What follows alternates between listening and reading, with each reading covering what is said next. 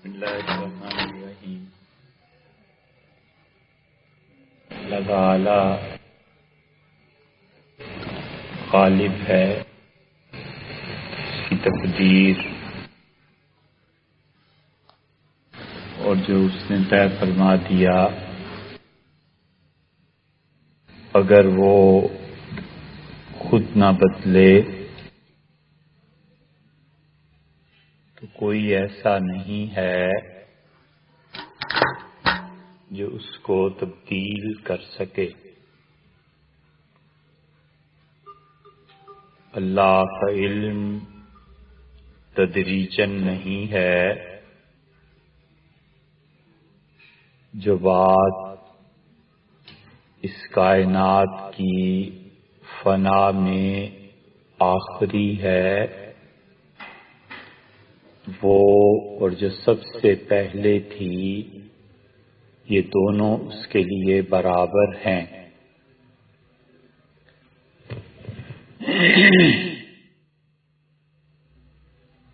اسے علم ہے کہ انجام کیا ہونا ہے اور آغاز کیا ہے،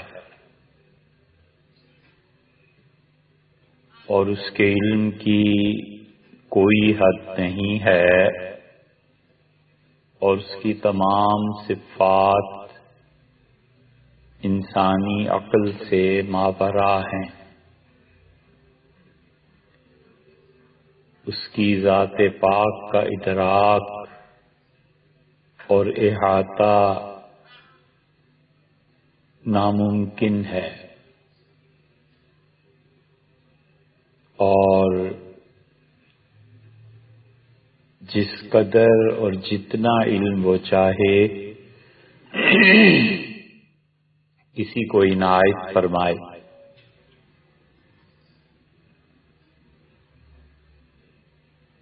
اور فیصلے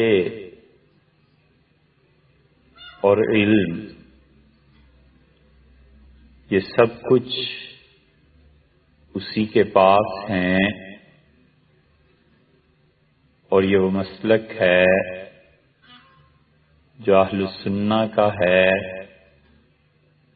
اور حجت اللہ البالغہ میں حضرت شاہ ولی اللہ محدث دہلوی رحمۃ اللہ علیہ نے اسے نقل کیا ہے، اور اس کی تشریح ہم اس باب میں کر چکے ہیں جو حجت اللہ نے صفات باری تعالی کے متعلق ہے۔ ایک سانحہ جو ابھی 2 دن قبل پیش آیا ہے، اور اس جوان سال بچے کی وفات اور یہ حادثہ ایسا ہے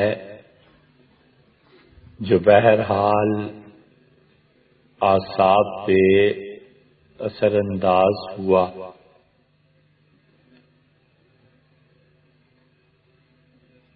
اور ایسی چیزیں جو وہم و گمان سے ماورا ہیں، لیکن اللہ کے فیصلوں کو طوعاً او کرہاً تسلیم کرنا اور ماننا، خواہ اپنے اختیار سے ہو، اپنے نفس پہ جبر کرنا پڑے یا تیسرے درجے میں جبر کو قبول کرنا پڑے، یہ سب چیزیں یقیناً اللہ کے قرب میں نفع دیتی ہیں۔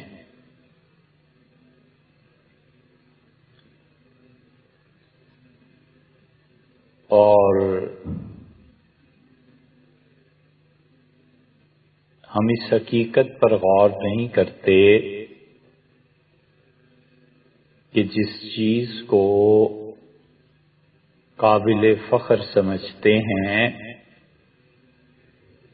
کبھی وہی چیز ہلاکت اور موت کا سبب بنتی ہے۔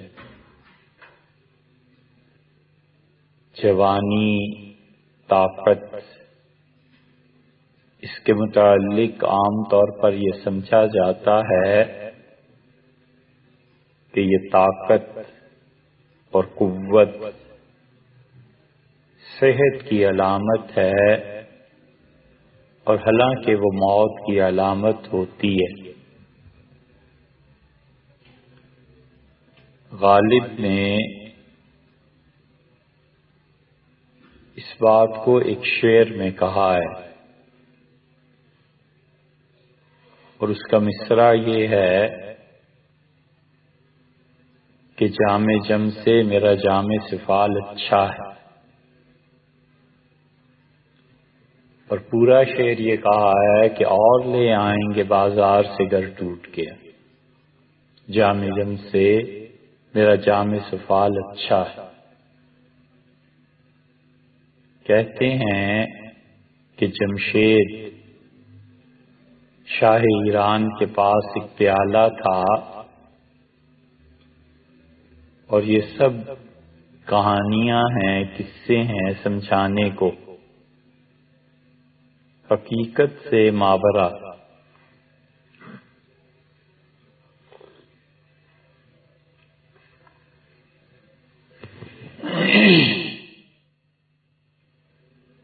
اور حقیقت سے ان کا کوئی تعلق نہیں ہے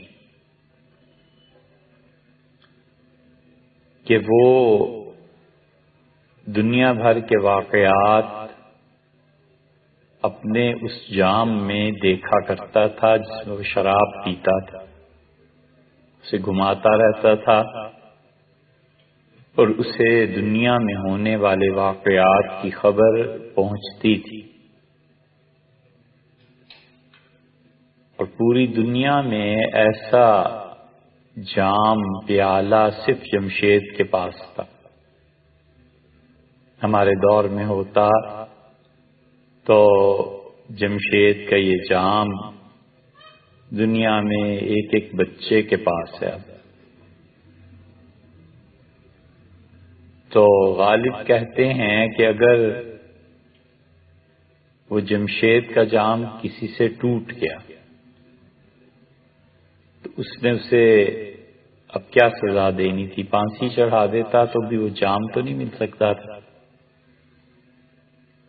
تو کہتے ہیں کہ میں جس پیالے میں پیتا ہوں یہ اس سے اچھا ہے، اور وجہ اس کی یہ ہے کہ اس کے پاس اس کا متبادل نہیں تھا، اور ہم اگر جام ٹوٹ جائے تو مارکیٹ سے دوسرا خرید لائیں گے۔ ایسے ہی ہوتا ہے کہ بادشاہت چھن جائے، سلطنت چھن جائے تو اب دوبارہ بادشاہ کیسے بنے؟ غریب آدمی جھونپڑی میں زندگی گزارتا ہے اور چھپر تلے سوتا ہے، ایک جگہ آگ لگ گئی تو دوسری جگہ چھپر بنا لیا، ایک جگہ سیلاب آ گیا تو جھونپڑی دوسری جگہ ڈال لی۔ تو جو طاقت اور قوت انسان محسوس کرتا ہے یہ در حقیقت مرض بھی کبھی بن جاتی ہے، اور اس مرض میں آدمی دنیا ہی نہیں اپنی عاقبت بھی برباد کر لیتا ہے۔ اس لیے علامہ اقبال نے بھی ایسے ہی ایک شعر کہا ہے، اور انہوں نے کہا ہے کہ یہ قوت یہ نشہ ہے، اور صاحب نظر لوگ ہمیشہ جانچتے رہتے ہیں کہ یہ طاقت میں جو نشہ ہے اس سے اجتناب کیسے کرنا ہے۔ عہدہ ایک نشہ ہے، اور ایسا نشہ ہے کہ اس کے جادو میں گرفتار ہو کر آدمی کبھی کبھی اپنی تمام صلاحیتوں کو تج دے دیتا ہے۔ کتنے ہی لوگ ایسے تھے کہ اگر وہ اپنے اصل میدان سے باہر نہ نکلتے تو دنیا میں بڑے کارنامے انجام دیے جا سکتے تھے، مگر اللہ کی تقدیر ہے، غالب آ جاتی ہے، اور بسا اوقات یہ انحراف اور اصل میدان سے نکل جانا خوبی اور خیر کا سبب بھی بن جاتا ہے، اور بسا اوقات وہی تباہی کا باعث بھی بنتا ہے۔ تاریخ میں دونوں طرح کی مثالیں موجود ہیں، لیکن یہ طاقتوں کا ٹکراؤ اور اس ٹکراؤ میں ایک فریق کا یا دونوں کا دانشمندی سے کام نہ لینا، یہ جس حد تک طاقت کا اثر اور دائرۂ کار ہوتا ہے اس حد تک بہت تباہی کا باعث بنتا ہے۔ باپ اور بیٹا قوت کی بنا پر ٹکراتے ہیں، پیسے کی بنا پر ٹکراتے ہیں، دو بادشاہ اپنی سلطنتوں کی بنیاد پر ٹکراتے ہیں، اور یہ ٹکراؤ پوری دنیا جتنا بھی اس کے زیر اثر اور اس کے فیصلے کے زیر اثر علاقہ اور زمانہ ہے اس کو تباہ کر کے رکھ دیتا ہے۔ اصل بات یہ ہے، شاید پہلے بھی کہی ہو، ممکن ہے نہ کہی ہو، اب خیال نہیں، کہ اللہ تعالی نے اس کائنات کو جو تخلیق فرمایا ہے اس میں بقا اور فنا دونوں کو پیدا کیا ہے، خیر اور شر ان کو بھی پیدا فرمایا ہے۔ خیر اور شر قدر ہی من اللہ تعالی، اللہ کی طرف سے اس کا ہونا، یہ ہمارے عقیدے میں شامل ہے۔ ہمیشہ اپنے آپ کو کتاب و سنت سے استنباط کر کے یا پھر براہ راست کتاب و سنت سے جو عقیدے ثابت ہوتے ہیں ان کے ساتھ چمٹائے رکھنا چاہیے۔ اللہ کی وحدانیت کا عقیدہ کسی اجتہاد کا نتیجہ نہیں، حتیٰ کہ انبیاء علیہ السلام کے اجتہاد کا نتیجہ نہیں۔ خدا نے خود کہا ہے کہ وہ ایک ہی، نبی نے آ کر خبر دی ہے علیہ السلام، رسول کا رسول ہونا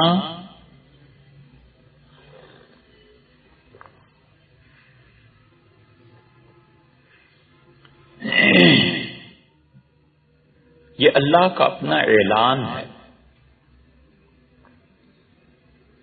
اس کی بنیاد یہ نہیں ہے کہ ایک آدمی اٹھا اور اس نے کہا میں اللہ کا رسول یا نبی ہوں۔ اگر بنیاد یہ رکھ دیں تو پھر ہر ایک کی نبوت اور ہر ایک کی رسالت کو تسلیم کر لیں، ایسے نہیں ہے۔ خود وحی آتی ہے، نازل ہوتی ہے اللہ کی جانب سے، اللہ اسے بھیجتا ہے، تنزیل دھیرے دھیرے بھیجتا ہے، آہستہ آہستہ بھیجتا ہے، اور وہ خبر ہے نبی دیتا ہے علیہ السلام۔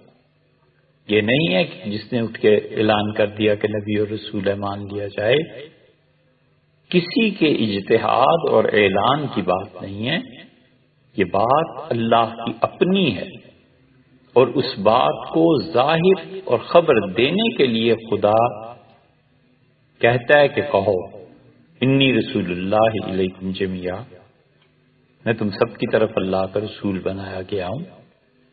حضرت رسالت میں آپ صلی اللہ علیہ وسلم کے علاوہ کسی نے یہ دعویٰ نہیں کیا کہ وہ سب کی طرف رسول ہے، اور کسی نے یہ نہیں کہا کہ میرے بعد کوئی رسول نہیں آئے گا۔ یہ سب خصوصیات حضرت صلی اللہ علیہ وسلم ہی کی ہیں۔ اس لیے عقیدے کے باب میں جو عقائد اجتہادی اعتبار سے ہیں، ماتریدیہ اور اشاعرہ کے مختلف اختلافات، ان پر بھی قائم رہنا چاہیے، کیونکہ اب دور فتنوں کا آ گیا ہے، اور فتنوں کے دور میں عقیدے میں چاہے وہ اہل سنہ نے اجتہاد سے ہی ثابت کیا ہو، ہٹنا اچھا نہیں لگتا۔ اہل سنہ کا مثلا عقیدہ ہے کہ دعا نفع دیتی ہے، اور ان کے مقابلے میں معتزلہ یہ کہتے ہیں کہ جو کچھ ہونا ہے وہ تو ہونا ہی ہونا ہے، دعا کیسے نفع دیتی ہے؟ تم یہ کہو کہ دعا سے تقدیر بدلتی ہے، تو تقدیر کا بدلنا خود تقدیر ہی میں لکھا تھا، اب دعا کیسے نفع دیتی ہے؟ یہ سب عقلی مغالطے ہیں، اور اگر ان عقلی مغالطوں میں کوئی آدمی پڑ جائے گا تو سرے سے کسی دین، مذہب، ملت پہ قائم ہی نہیں رہے گا۔ نہ وہ ہندو رہ سکے گا، نہ عیسائی، نہ سکھ، نہ یہودی، نہ کچھ اور۔ عقلی مغالطات بڑے خطرناک ثابت ہوتے ہیں۔ دنیا کا کوئی دھرم ایسا نہیں ہے، کوئی مذہب ایسا نہیں ہے جو پانی سے پاک ہو جانے کا قائل نہ ہو۔ ہر کوئی اسی بات کا قائل ہے کہ پانی سے آدمی پاک ہو جاتا ہے۔ عیسائی کیا اور یہودی کیا، مسلمان کیا اور ہندو کیا۔ ایک آدمی کہتا ہے کہ پانی سے پاک ہو ہی نہیں سکتا، کیونکہ پانی کی حقیقت میں ایک قطرہ دوسرے قطرے سے متصل ہوتا ہے تو ہی تو دھار بنتی ہے، اور آخری قطرہ جو پانی کا گرتا ہے اس کے پیچھے کوئی قطرہ نہیں ہوتا تو دھار ختم ہو جاتی ہے۔ تو ناپاک کپڑے کو پاک کرنا ہے تو پہلا قطرہ جو پانی کا اس پہ گرا وہ ناپاکی کے ساتھ ملتے ہی ناپاک ہو گیا، پھر دوسرا قطرہ اس ناپاک قطرے کے ساتھ ملا، وہ بھی ناپاک ہو گیا، تیسرا دوسرے سے ملا، ناپاک ہو گیا، چوتھا تیسرے سے ملا، اور پانچواں چوتھے سے ملا، اور چھٹا پانچویں سے ملا۔ الغرض مسلسل یہ قطرے مل کے دھار بنتے جا رہے ہیں، اور ہر قطرہ ناپاک ہو رہا ہے۔ اب تم بتاؤ بھلا کہ یہ کیسے پاک ہو؟ پانی سارا ناپاک، تم نے ناپاک کر دیا گندگی کے ساتھ۔ اسلام کے ابتدائی دور میں جو شریعت کے خلاف فلاسفہ تھے، انہوں نے اس فلسفے کو بڑی ہوا دی۔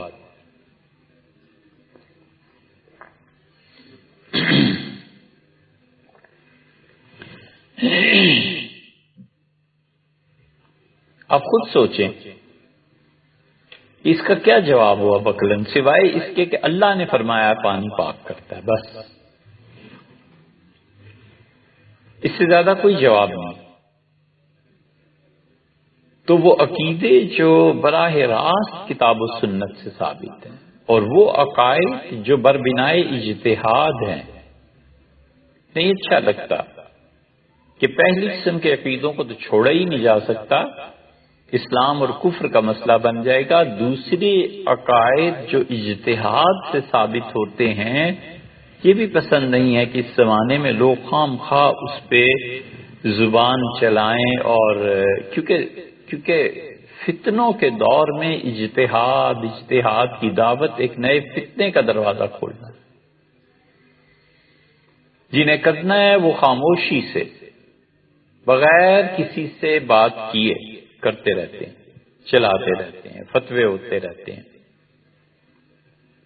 رائج ہوتے رہتے ہیں، اللہ کے خوف سے وہ اپنی رائے پیش کر دیتے ہیں، اور کسی زمانے میں پہنچ کے وہی رائے اگر خدا کو منظور ہو تو عام ہو جاتی ہے، اور خدا تعالی اس رائے کو فنا کرنا چاہیں تو فنا ہو جاتی ہے۔ بس اس لیے ہمیشہ مستمسک جسے کہتے ہیں بالکتاب والسنہ، کتاب اور سنت اور صحیح عقیدے کے ساتھ چمٹے رہنا چاہیے۔ اہل السنہ کا عقیدہ سب سے زیادہ ضروری چیز، اور بچہ آگ کو نہیں جانتا، اس لیے بڑے جب منع کرتے ہیں نا کہ آگ کے قریب نہ جانا، تو انہیں پتہ ہوتا ہے، تجربہ ہوتا ہے، علم ہوتا ہے کہ آگ کیا تباہی لاتی ہے۔ بالکل اسی طرح اہل سنہ کے عقیدے سے ذرہ برابر انحراف ہوا اور منزل پہ جنت کی بجائے جہنم۔ اس لیے ہم زور دیتے ہیں اس پہ کہ ہمیشہ اہل سنہ کے عقیدے کے ساتھ چمٹے رہنا چاہیے۔ عقیدہ کوئی کھیل نہیں ہے بچوں کا کہ اسے پھر پلٹ دیا پھر پلٹ دیا، یہ فقہ اکبر ہے۔ اصل فقہ یہ ہے، اصل میدان یہ، فقہ اصغر میں اجتہادات ہوتے رہتے ہیں، وہ کرتے رہتے ہیں، اس کا کچھ نہیں۔ تو اللہ نے اس کائنات کو جو پیدا کیا نا، یہ بہت بڑی چیز ہے۔ حق تعالی شانہ نے خود چاہا کہ اس کی صفات ظاہر ہوں، اور اس کی صفات ظاہر ہوئیں، اس کے لیے مخلوق چاہیے تھی بغیر اس بات کے کہ خدا اس کا محتاج ہو۔ اگر خدا محتاج ہو تو پھر وہ خدا نہیں رہتا۔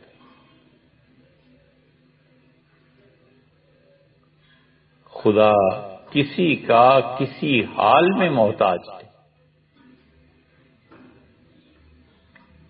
اس لیے عقیدہ ہم نے ایسے لوگوں سے پڑھا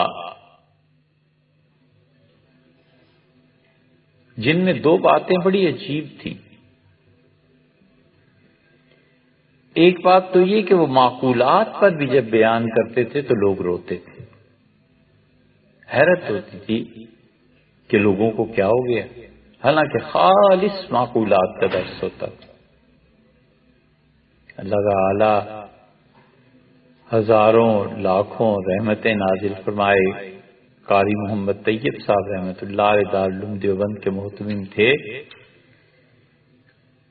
اور بعض تقریریں ان کی بالکل عقلیات معقولات پر مبنی ہیں، ان کے دادا رحمہ اللہ کی طرح، مگر لوگ ہیں کہ رو رہے ہیں۔ ایک یہ بات بڑی عجیب تھی، اور دوسرے وہ اس مقام کے لوگ تھے کہ ان سے پوچھا نہیں جا سکتا تھا۔ یہ اب پتہ چلتا ہے، کئی سال گزرنے کے بعد اب احساس ہوتا ہے کہ وہ کسی سوال کے جواب میں چپ ہو جاتے تھے، یا اپنے یہاں جو چھوٹے ان کے نائب، ان کے چھوٹے جو مفتی ہوتے تھے ان کے حوالے کر دیتے تھے۔ تو اصل میں اتنے بلند لوگ تھے، اس سطح پہ پہنچ چکے تھے کہ وہاں پہنچ کر ان کی سطح کا سوال کرنا بھی لوگوں کے لیے ممکن نہیں رہا تھا۔ وہ فقہ اکبر میں اجتہاد اور ان چیزوں کے درجے کے لوگ تھے، تو بس وہاں یہی تھا کہ جو وہ کہیں اور کوئی سمجھ لے، بس یہ کافی ہے۔ اس سے زیادہ نہیں تھا کہ وہاں سوال جواب کیے جا سکے۔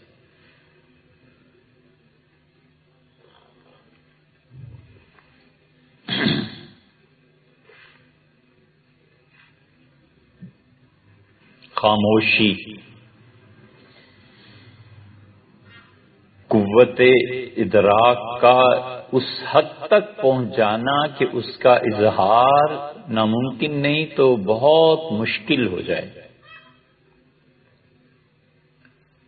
لوگوں کے لیے یہی کافی تھا کہ ان کی بات کو سمجھ جائیں بس. کوئی اس سطح کا سوال کرے جس سطح پہ وہ کھڑے تھے نہیں ہوتا تھا. یہ سب باتیں اب کھلتی.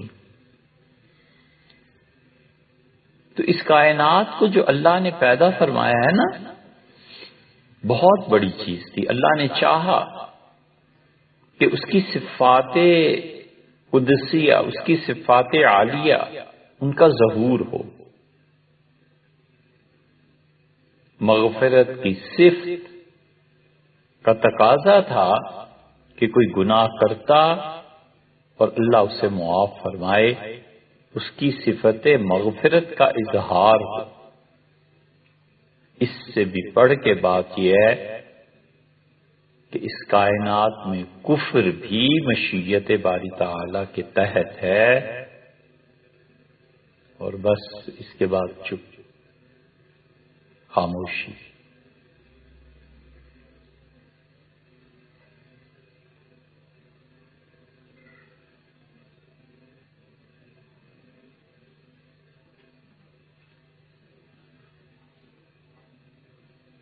مجتہد کو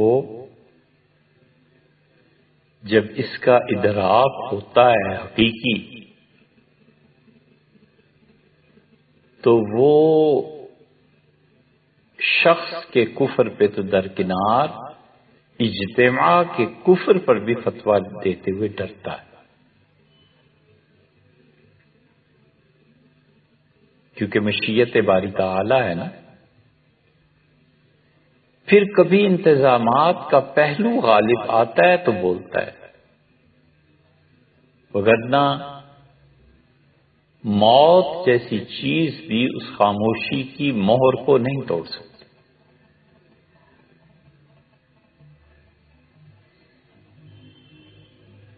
تو اس کائنات میں سب سے زیادہ سمجھنے کی چیز فنا اور بقا ہے. خیر اور شر بھی اسی کے پہلو میں آ جاتے ہیں، اچھائی اور برائی بھی اسی کے تحت ہے.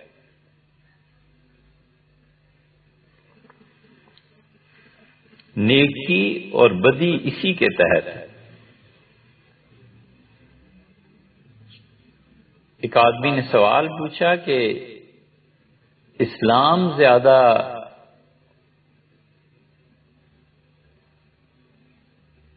اہم ہے یا انسان؟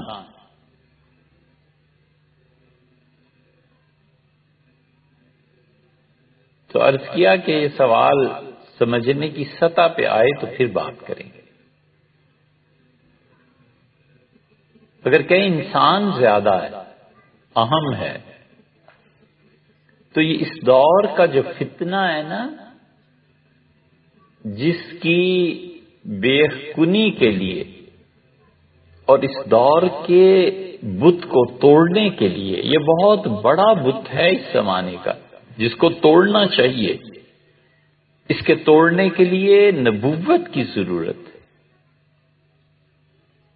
حضور اقدس صلی اللہ علیہ وسلم پہ اگر ختم نہ کر دی گئی ہوتی تو یہ اتنا بڑا بت ہے کہ اس کو تو نبی کوئی توڑتا تو توڑتا، اور کسی کے بس کی بات نہیں ہے. وہ انسانیت کے نام پر لوگوں کو گمراہ کرنا ہے، انسانوں کے نام. انسانیت کیا ہے بھئی؟ انسانیت ظلم ہے، جبر ہے، استحصال ہے، لوگوں کے ساتھ کھیلنا ہے، ان کی عزتوں کو برباد کرنا ہے، ان کے مالوں کو تباہ کرنا ہے، ملکوں کو لڑانا ہے، اپنا اسلحہ بیچنا ہے، اور وہ ہتھیار ایجاد کرنے ہیں کہ انسان باقی نہ رہے، حتیٰ کہ کتے اور بلی کے بچے باقی نہ رہیں اور عمارتیں باقی رہیں. یہ انسانیت ہے، یہ انسان ہے. یہ کیا ہے؟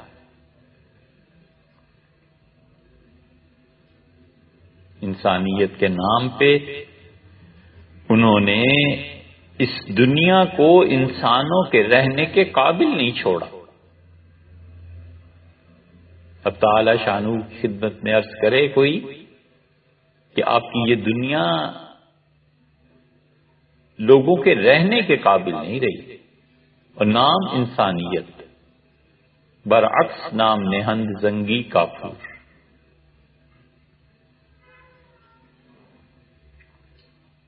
فارسی کا محاورہ ہے، اب بچوں کو کہاں سمجھ میں آتی ہوگی. اورنگزیب سلطان رحمہ اللہ طلب کیا ہوگا غلام کو، کوئی ضرورت پیش آئی ہوگی، فرمائش کی ہوگی، حکم دیا ہوگا، تو ایک خاصا تنو مند موٹا تازہ حبشی افریقہ کا لڑکا پیش کیا گیا، خوب تنا و جسم اور قوت. تو انہوں نے پوچھا کہ نام شما چیز، نام کیا ہے؟ تو اس نے کہا کافور. کافور بہت زیادہ سفید ہوتا ہے، عام طور پہ اسے مسل کے میت کو لگاتے ہیں تاکہ اس کے قریب کیڑے نہ آئیں.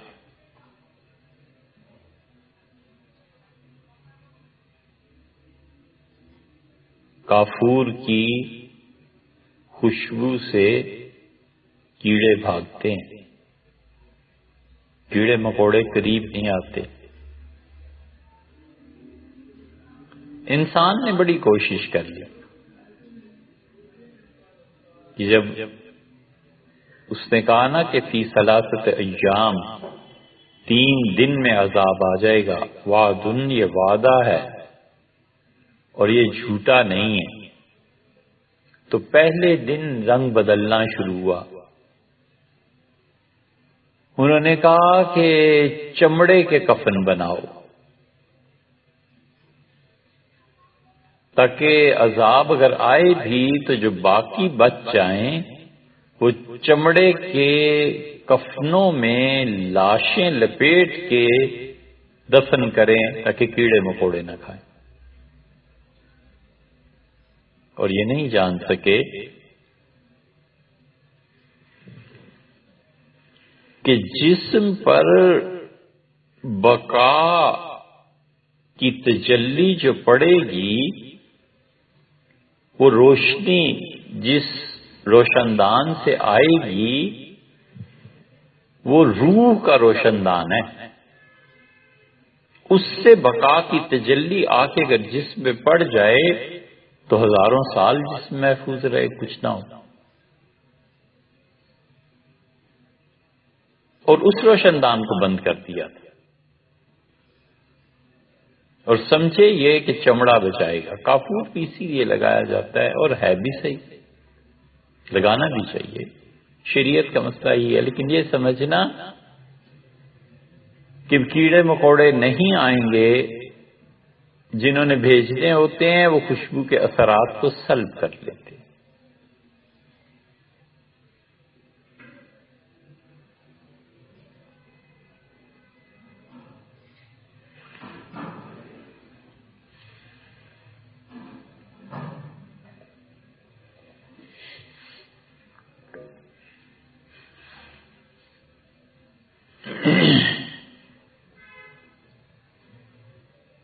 یہ سب چیزیں فنا اور بقا کے تحت ہیں.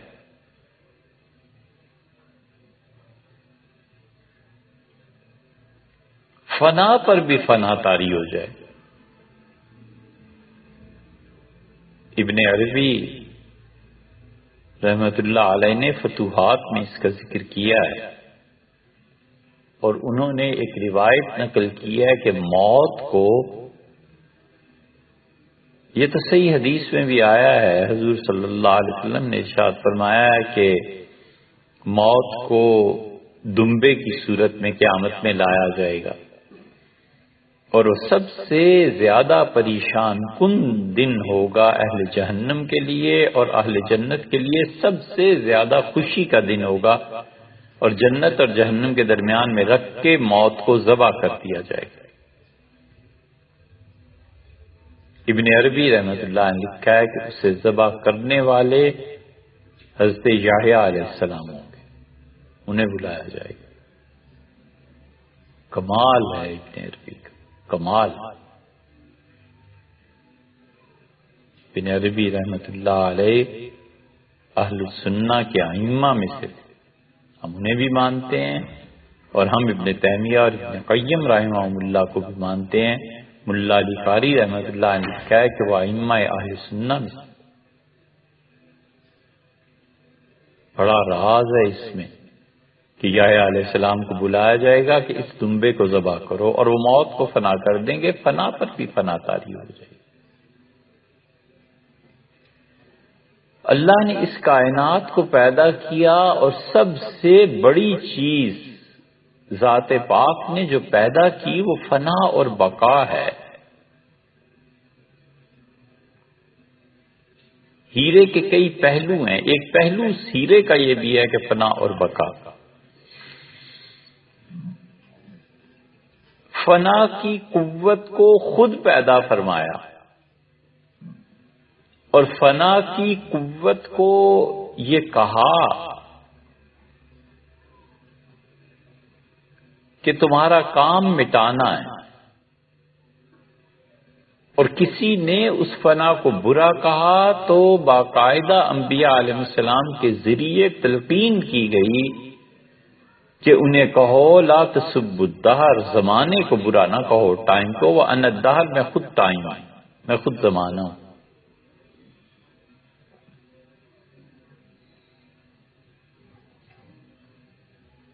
حرکت اگر زیرو ہو جائے تو ٹائم کانسٹنٹ ہو جائے۔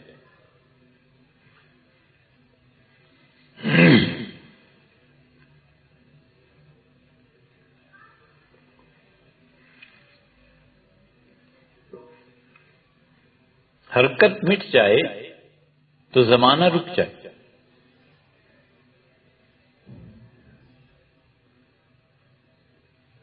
خود پیدا فرمایا اور کہا کام کرو۔ فنا خود کیا ہے؟ یہ وہ چیز ہے جو قرآن کہتا ہے۔ قرآن کی بعض آیات ایسی ہیں کہ دل چاہتا ہے سجدہ کرے آدمی اس آیت کو، لیکن کیا کریں، مجبوری ہے کہ یا تو صفت کلام کو سجدہ کریں یا جس نے نازل کیا ہے اس کو سجدہ کریں۔ اتنی بڑی چیز، اس سے بھی بڑی کوئی آیت ہے کہ ارشاد فرمایا کہ اولم یکفی بربک انہ علی کل شیء شہید، کیا اللہ کو ماننے کے لیے اتنا کافی نہیں ہے کہ ہر چیز کی گارنٹی خود اللہ ہے؟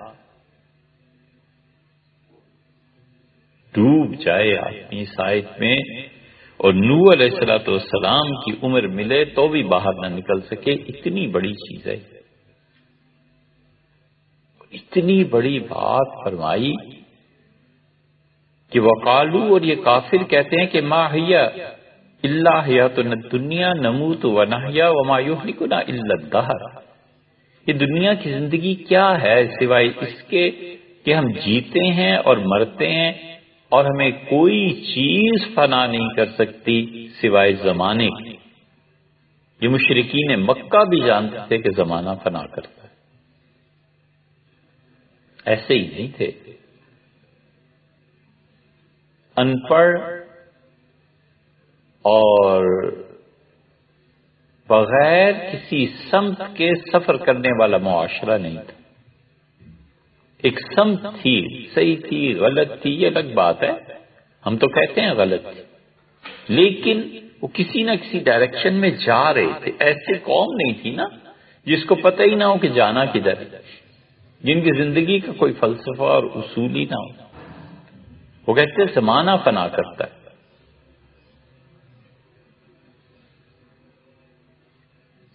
اس لیے فقہا نے جہاں اللہ کے علاوہ کسی اور کی قسم کھانے کا جواز لکھا ہے، وہاں مسلم کے وہ روایت لائے ہیں کہ حضور اقدس صلی اللہ علیہ وسلم نے فرمایا افلح و ابی، یہ کامیاب ہو گیا جو مجھ سے سوال پوچھ رہا تھا، اور اس کے باپ کی قسم. زمانہ، ٹائم، اس کو کفار مکہ کہتے تھے کہ یہ مستقل ایک چیز ہے جو فنا کرتی ہے. یہ رسول اللہ صلی اللہ علیہ وسلم نے تعلیم دی اور کمال کیا. فرمایا زمانے کو برا بھی نہیں کہنا اور یہ بھی نہیں کہنا کہ زمانہ فنا کرتا ہے. کہو فنا طاری وہ کرتا ہے جس نے خود زمانے کو پیدا کیا. اسی لیے ایک جگہ حدیث میں آیا ہے کہ بیدی، اللہ نے کہا کہ میرے ہاتھ میں زمانہ ہے، میں اسے پلٹتا رہتا ہوں. بڑے کمال کی بات ہے. زمانے کو فنا میں لگا دیا.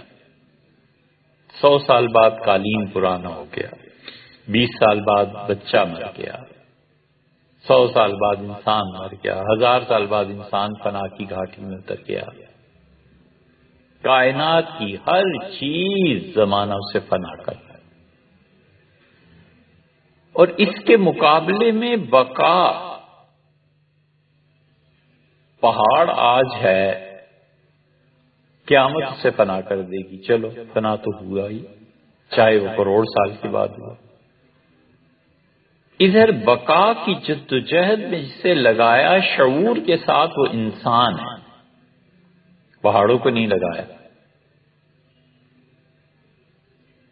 ایک فلسفی نے کہا کہ وہ جو ہے نا کہ ہم نے اپنی امانت پیش کی آسمانوں اور زمینوں پہ، تو فابین، انہوں نے ادب اور احترام سے ہٹ گئے کہ اللہ ہم نہیں اسے اٹھا سکتے. انہوں نے کہا اس لیے کہ وہ جانتے تھے کہ فنا طاری ہو سکتی ہے.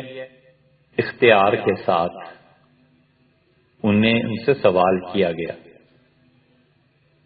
وَحَمَلَهَا الْإِنسان، اور انسان نے اس امانت کو قبول کر لیا کہ میں فنا ہوتا رہوں گا لیکن بقا کے لیے جد و جہد کروں گا.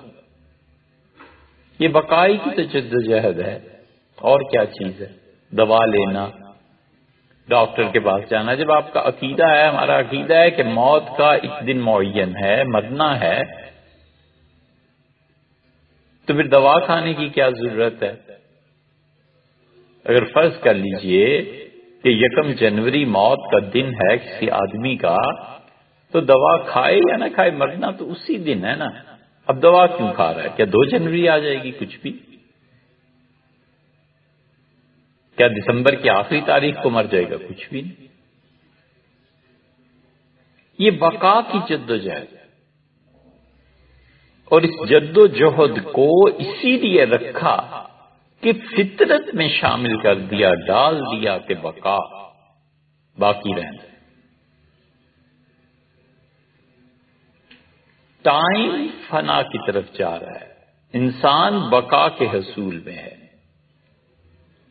اور دونوں کو اتارا زمین پہ. جب دونوں زمین پہ آ گئے اور ایک دوسرے کے مد مقابل آ گئے، تو اب فنا کی قوتیں اسے ختم کرنا چاہتی ہیں، بقا کی قوت اسے باقی رکھنا چاہتی ہے. اب جو چیز پیش آئی وہ یہ کہ زمانہ غالب آ گیا، اور انسان پوری جد و جہد کے ساتھ جتنا باقی رہ سکتا تھا اتنا اس نے کیا. لیکن 2 باتیں اگر کوئی آدمی سمجھے تو پھر بقا کی جد و جہد میں کامیاب ہوتا ہے. ایک تو ظاہر میں رکھ دیا لوگوں کے لیے کہ وہ وقت کے ساتھ پابندی کریں. وقت کو اگر خود ضائع کرے گا تو فنا کی طرف چل پڑے گا. جو کام 10 سال کی عمر میں کرنا تھا 20 سال کی عمر میں کر رہا ہے تو 10 سال تو خود ضائع کر دیے. جو کام آج کرنے کا تھا وہ کل کر رہا ہے تو ایک دن تو خود ضائع کرتی ہے. نماز پڑھانی تھی 1 بجے اور پڑھائی 1:15 بجے تو 15 منٹ تو خود اپنی زندگی کے کم کیے نا. یہ تو ایک عام عقلی سی بات ہے جو سمجھ میں آتی ہے کہ اس 15 منٹ میں کیا کیا. کتنا ہی اچھا کام ہو جب متعین تھا تو اس کی پابندی کیوں نہیں کی. اور دوسری بات وہ ہے جو اہل کشف کہتے ہیں اور صوفیہ نے اس راز کو جانا. انہوں نے کہا ٹائم کا جو پروسیس ہے فنا کا بہت زبردست اور اہم بات صوفیہ نے اپنے کشف سے جانی. انہوں نے کہا وقت کا جو فنا ہے انہوں نے اس فنا اور بقا کو اپنی روحانی قوتوں کے ذریعے سے مشاہدہ کیا اور دیکھا. انہوں نے کہا وقت کے اندر ٹائم کے اندر کام کرنا ہے نا تو وقت کے اندر کام کرنا ہے. اس کے فنا سے بچنے کے لیے طریقہ یہ ہے کہ حضرت رسالت مآب صلی اللہ علیہ وسلم نے جس کام کے لیے جس وقت کے لیے جو دعا مقرر فرما دی ہے نا وہ دعا اگر پڑھو گے تو فنا سے محفوظ رہو گے. زبردست چیز انہوں نے بتائی.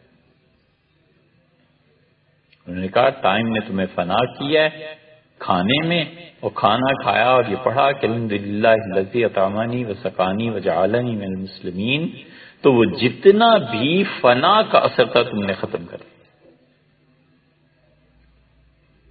انہوں نے کہا آپ سوئے ہوئے تھے نیند فنا کی بہت بڑی مظہر ہے اور اٹھے اور اللہ نے کہا کہ سبح بحمد ربک حین تقوم اور جب تم اٹھو تو یہ کہو کہ اللہ پاک ہے اور اسی کے لیے تعریف ہے. سبحان اللہ و بحمدہ کا یہی ترجمہ ہے نا.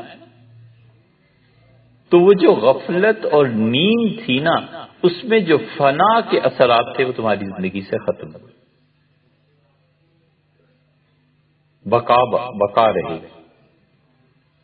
اسی لیے جن صوفیہ نے ان اوقات کی دعاؤں کو یاد کرنے کا اہتمام کیا یا جنہوں نے کہا کہ یہ دعائیں یاد کیا کرو یہ دعائیں پڑھا کرو وہ در حقیقت یا تو مقلدین تھے اپنے بڑوں کے اور یا پھر بڑوں نے جان لیا تھا اس فلسفے کو کہ فنا کے اثرات جو انسانی شخصیت پر مرتب ہوتے ہیں اس کی تبدیلی بقا اسی صورت میں آ سکتی ہے کہ کتاب و سنت کی جو دعائیں جس وقت کے لیے متعین ہیں اس کو پڑھیں. اسی لیے فرمایا کہ سبح بحمد ربک اور اپنے پروردگار کی تسبیح بیان کر حمد کے ساتھ ملی ہوئی. ایک جگہ فرمایا حین تقوم جب تم کھڑے ہو سونے سے اٹھ کر کھڑے ہو بیٹھے سے کھڑے ہو. کئی ترجمے کیے جا سکتے ہیں. کسی کے انتظار میں کھڑے ہو کئی تشریحات اس کی ہو سکتی. فرمایا تسبیح اور حمد سبحان اللہ و بحمدہ اس کو پڑھو. ایک جگہ فرمایا قبل طلوع الشمس سورج کے طلوع سے پہلے پڑھو. صبح صادق بھی یعنی تہجد کے بعد یا پھر طلوع شمس سورج کا چڑھنا. تو جو وقت صبح صادق اور نماز صبح صادق اور طلوع شمس کے درمیان یا تو 4 رکعتیں ہیں نماز کی اور یا پھر طلوع شمس تک نماز پڑھ کے جب تک سورج نہ چڑھائے اوپر نہ آ جائے اللہ کی تسبیح اور حمد بیان کرو. یہ ابن قیم جو تھے نا یہ صوفی تھے.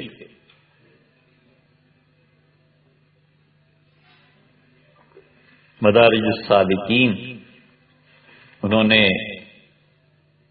منازل السائرین کی شرح لکھی ہے. بعض جگہوں پہ ان کا جو رجحان تجسیم کی طرف ہلکی سی بو محسوس ہوتی ہے، سخت وحشت ہوتی ہے اس سے.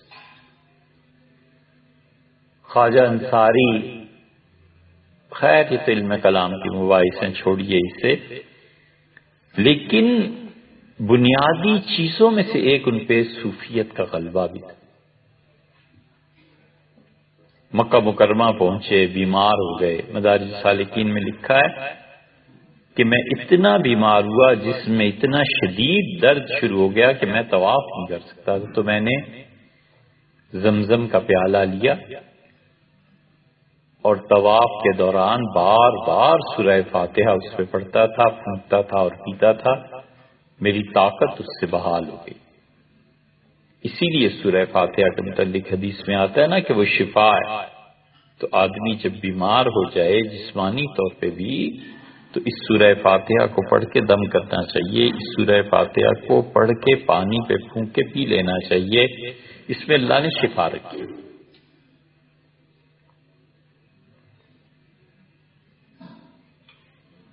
اور ان کی صوفیت ہی کی ایک بات ہے جو انہوں نے اسے نقل کیا ہے. سمجھدار آدمی تھے نا. اور ابن تیمیہ رحمۃ اللہ علیہ کے خدا کے انعامات میں سے ایک انعام یہ بھی ہے کہ انہیں ابن قیم جیسا سمجھدار آدمی اللہ نے نصیب فرمایا. کہتے ہیں کہیں جانا تھا، سفر کرنا. تمہارے شیخ ابن تیمیہ رحمۃ اللہ علیہ فجر کی نماز کے بعد دیر تک بیٹھ کے اللہ کو یاد کرتے رہتے. بہت طویل ذکر کرتے تھے. ایسا طویل ذکر ہم نے دین پور کے مشائخ میں دیکھا. ان کی زندگی میں خدا کے ذکر کا اتنا غلبہ دیکھا کہ اب شاید کوئی ایسے آدمی نہیں رہا ہوگا کہ دسمبر کی طویل رات 12-1 بجے اٹھ بیٹھتے تھے اور صبح 6:30 بجے نماز ہوتی تھی اور وہ اس وقت سے لے کے رات کو 12-1 بجے سے لے کر اشراق تک بیٹھے تسبیح رولتے رہتے تھے، اللہ کو یاد کرتے. 8 گھنٹے. جب ان کی عمریں 70 سال سے زیادہ تھیں، 80 سال سے زیادہ تھیں. اتنا طویل ذکر جس انسان کا ہوگا اس کا حال کیا ہوگا. یہ مراقبات دیکھے نظرات کے بہت طویل. دین پور بہت. اب ایک ہی جگہ یہ رہ گئی اور تو کوئی رہا نہیں. اب ایسا بڑا آدمی مگر اخفا، خاموشی، اللہ کی یاد، جہر میں ذکر اور پوری طرح اس سمندر میں ڈوب جانا، یہ انہی کا حصہ.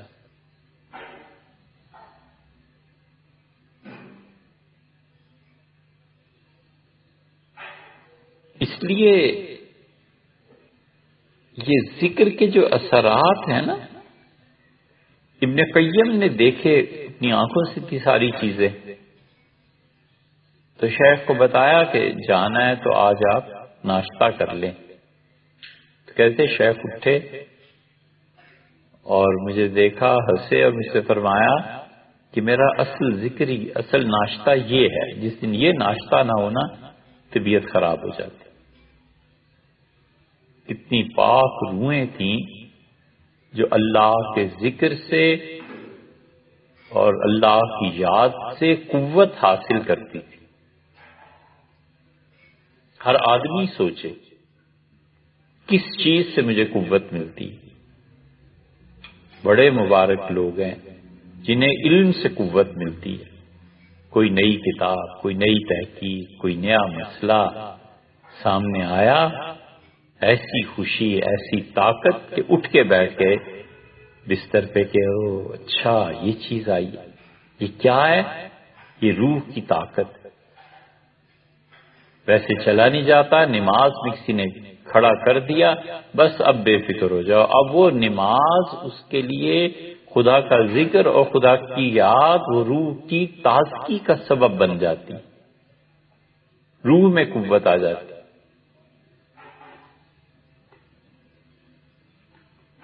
ڈرامہ، فلم، شاعری روح کی قوت کا سبب بن جاتی ہیں۔ جس چیز کے ساتھ اس نے روح کا ارتباط رکھا ہے اس کی قوت کا سبب بن جائے گی۔ یہ تو چھوٹی سی مختصر سی بات ہے بس۔ سیدنا علی رضی اللہ عنہ کی محبت اور ام المومنین سے عائشہ رضی اللہ عنہا کی محبت حضرت رسالت مآب صلی اللہ علیہ وسلم کی روح میں اتر گئی تھی۔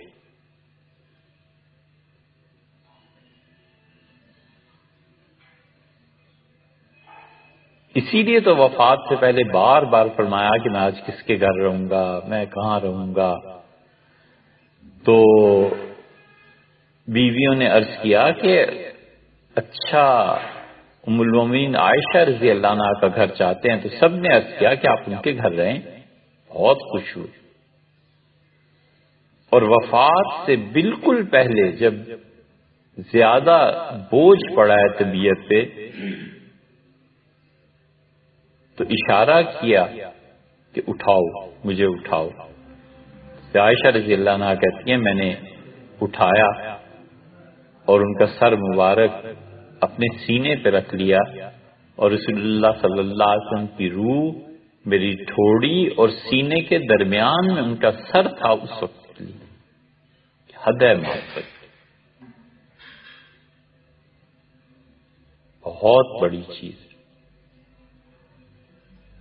حضور اقدس صلی اللہ علیہ وسلم کی چاہت اور ان کی خواہش اللہ کی جانب سے پوری کرائی جاتی تھی۔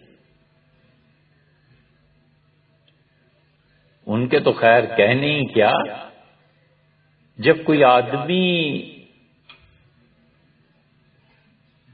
اللہ کے در پہ بیٹھ جاتا ہے نا اور فنائیت میں چلنا شروع ہو جاتا ہے تو پھر اس کی خواہشات خود بخود وہ خود ہی کفیل ہو جاتے ہیں۔ ہمارے شیخ حضرت علی میاں صاحب رحمۃ اللہ علیہ فرماتے تھے کہ پاکستان کا سفر تھا، ہمارے شیخ حضرت شاہ عبد القادر صاحب رائے پوری رحمۃ اللہ علیہ کا، تو ظہر کی نماز سے پہلے خانقاہ میں فرمایا کہ پاکستان جانا ہے، فلاں چیز ہو گئی، فلاں کام ہو گیا، فلاں چیز۔ تو ہم نے عرض کیا حضرت یہ سب بھی جو رہ گئی تھیں چیزیں ارشاد فرمانے پہ وہ بھی رکھ دی گئی۔ شام کو روانگی تھی تو اب بھی موم ملتا ہے۔ انگریزوں کے زمانے میں اصلی چیزیں لندن سے آ جاتی تھیں، تو پاؤں حضرت رحمت اللہ علیہ کے شگاف پڑ گئے تھے ٹھنڈے پانی سے وضو کرنے کی وجہ سے، تو اس میں خدام جو تھے وہ موم بھر دیتے تھے۔ گرم کیا موم کی طرح ہی کی ایک چیز ہوتی ہے، یا موم ہی ہوتی ہوگی ویکس، تو اس میں پاؤں رکھ دیتے تھے تو بھر جاتے تھے، وگرنہ نہ بھرے جائیں تو اس سے ٹھنڈے پانی سے تکلیف بھی ہوتی ہے اور یہ مرض ہے۔ تو علاج یہ تھا۔ تو فرمایا ظہر کی نماز کے لیے تشریف لے جانے لگے تو مجھ سے کہا علی میاں موم بھی رکھ لیا تھا۔ ہم نے کہا وہ حضرت ہو تو خیال نہیں رہا۔ اب نماز پڑھی حضرت رحمت اللہ علیہ نے مسجد میں، تو میں اور ایک اور صاحب کا نام لیا، غالباً محمد منظور نعمانی صاحب رحمۃ اللہ کے، کس کا نام لیا ہوگا۔ فرمایا ہم نماز پڑھ کے باہر نکلے تو ایک آدمی کو دیکھا خانقاہ میں وہ موم کا ڈلا لیے چلا آتا ہے۔ تو ہم نے پوچھا اس سے کہ یہ کیا چیز ہے؟ اس سے کہا موم۔ کہا وہ کیوں؟ کہنے لگے بس جی میں آیا کہ حضرت کی نظر کروں، حضرت کو ایک تحفے میں پیش کروں۔ اب بلا بتاؤ یہ بھی کسی کی سمجھ میں آتا ہوگا کہ موم کسی کو کوئی تحفے میں پیش کرے؟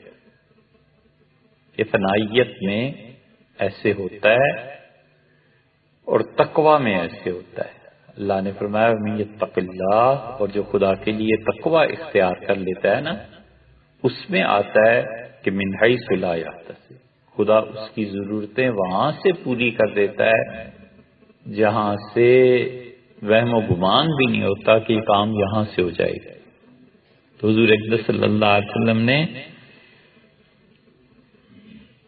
خواہش اس کی تکفیل اللہ نے کر دی تھی نا، کس کو بھیجا؟ عبد الرحمن بن ابو بکر کو۔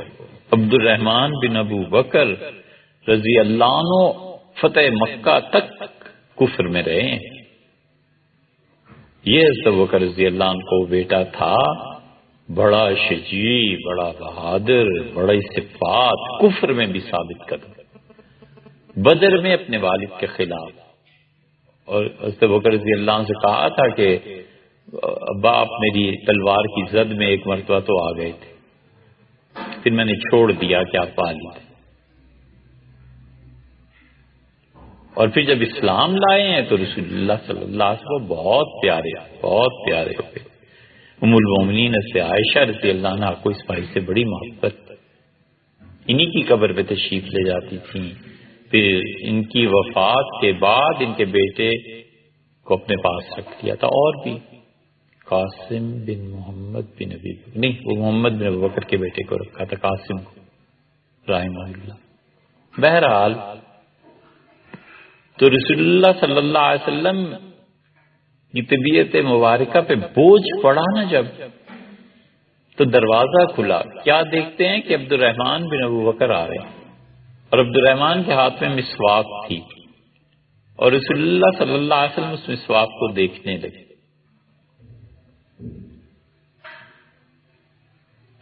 تو سے عائشہ رضی اللہ عنہ کہتی ہیں کہ میں سمجھ گئی، تو میں نے عرض کیا کہ میں مسواک پیش کر، فرمایا ہاں کریں۔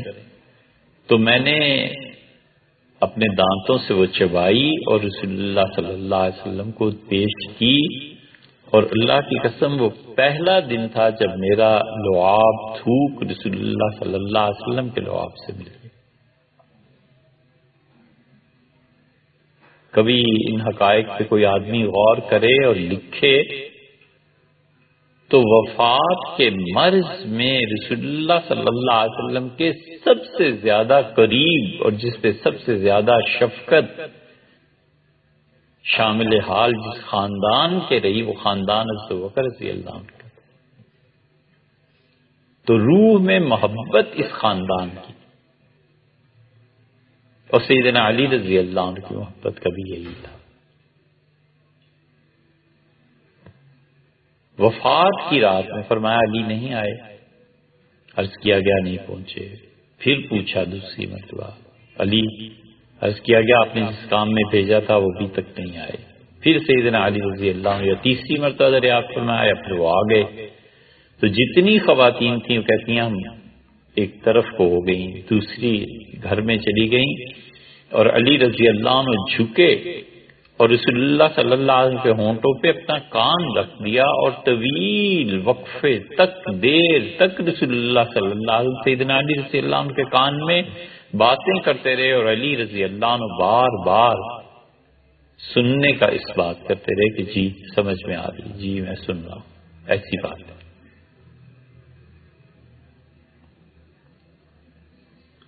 تو روح انسان کی کس چیز سے تازگی پاتی ہے؟ شعر سے، ذکر سے، موسیقی سے، کسی کی یاد سے، کسی کے پاس ہونے سے، ہر آدمی کا اپنا حال ہے، مومن کا اپنا حال ہے، کافر کا اپنا حال ہے، صوفی کا اپنا حال ہے، فلسفی کا اپنا حال ہے۔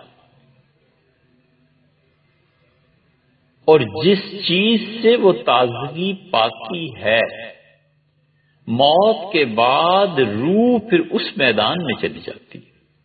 یہ ہے اہم مسئلہ۔ اس لیے حیوانیت سے جن لوگوں کی روح کو تازگی اور سکون ملتا ہے، ان کی روح مسخ ہو کے اسی حیوان کی صورت میں بن جاتی ہے۔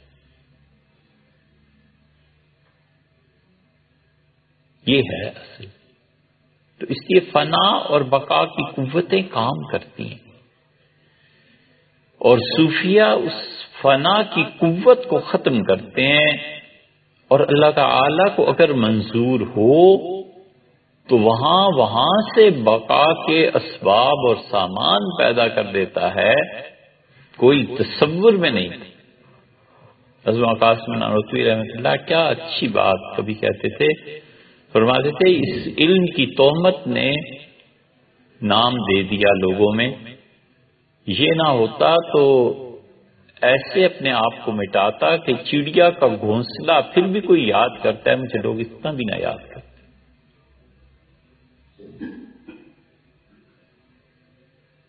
ابن مسعود رضی اللہ عنہ کا حال سارے صحابہ کرام رضی اللہ عنہ کی جماعت میں